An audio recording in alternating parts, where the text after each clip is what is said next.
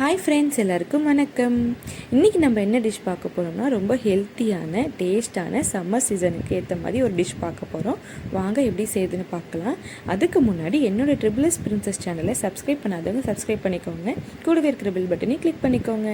நான் இன்றைக்கி ராகி ஒரு டம்ளரை நல்லா வாஷ் பண்ணிவிட்டு நைட்டே ஊற வச்சு எடுத்து வச்சுருக்கேன்.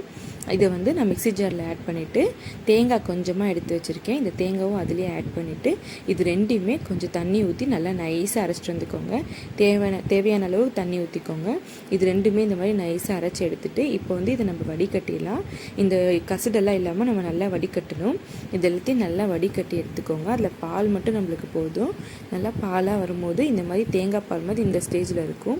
இப்போ இதை நம்ம நல்லா கிளறி விட்டுட்டு இது பாருங்கள், இந்த மாதிரி தான் இருக்கணும். இந்த மாதிரி இருக்கும்போது நம்ம கிளற அது கெட்டி ஆகிடும். இப்போ ஸ்டவ் ஆன் பண்ணிவிட்டு ஸ்டவ் ஸ்லோவாக வச்சுக்கோங்க. ஸ்லோவாக வச்சுட்டு நல்லா கிளறி விடுங்க. இதை கொஞ்சம் கொஞ்சமாக நல்லா கிளறி விடுங்க. கை விட்டிங்கன்னா உங்களுக்கு கட்டியாக வந்துடும். இது கட்டி வராமல் நல்லா கிளறி விட்டுக்கோங்க.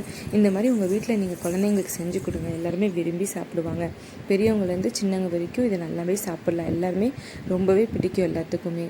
இந்த மாதிரி செஞ்சு கொடுக்கும்போது குழந்தைங்க 8 மாத குழந்தைங்கலேருந்தே நீங்கள் இதை கொடுக்கலாம்.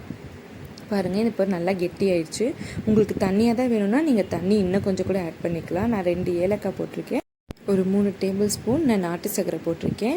இது எல்லாத்தையுமே உங்களுக்கு எவ்வளோ சுகர் வேணுமோ அந்த அளவுக்கு நீங்கள் போட்டுக்கோங்க. இது எல்லாத்தையுமே நல்லா கிளறி விட்டுறேன்.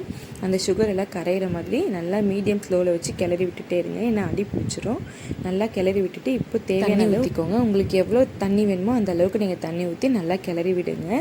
இது நீங்கள் குழந்தைங்களுக்கு கொடுக்கும்போது பால் ஊற்றி கொடுக்கலாம். குழந்தைங்க ரொம்ப ஒல்லியாக இருக்காங்கன்னு ஃபீல் பண்ணிட்டு இருந்தீங்கன்னா இந்த மாதிரி நீங்கள் செஞ்சு கொடுக்கும்போது குழந்தைங்க நல்லா வெயிட் கெயின் ஆவாங்க. வாரத்தில் ஒரு 2 நாள் கொடுத்தா போதும். இது குழந்தைங்களுக்கு பால் ஊற்றி கொடுங்க, ரொம்பவே நல்லாயிருக்கும். இப்போ நான் ஒரு சின்னதாக டேஸ்ட்டுக்காக பிஞ்சளவு உப்பு போட்டு அதையும் நல்லா கிளறி விட்டுக்கிறேன். எனக்கு இந்த ஸ்டேஜ் போதும். நான் இந்த ஸ்டேஜ் எடுத்திருக்கேன். உங்களுக்கு இன்னும் கொஞ்சம் தண்ணியாக வேணும்னா நீங்கள் இன்னும் கொஞ்சம் கூட தண்ணி ஆட் பண்ணிக்கலாம். பாருங்கள், நம்மளோட ராகி பால் இப்போ சூப்பராக ரெடி ஆகிடுச்சு. இப்போ நான் சர்வ் பண்ணுறேன்.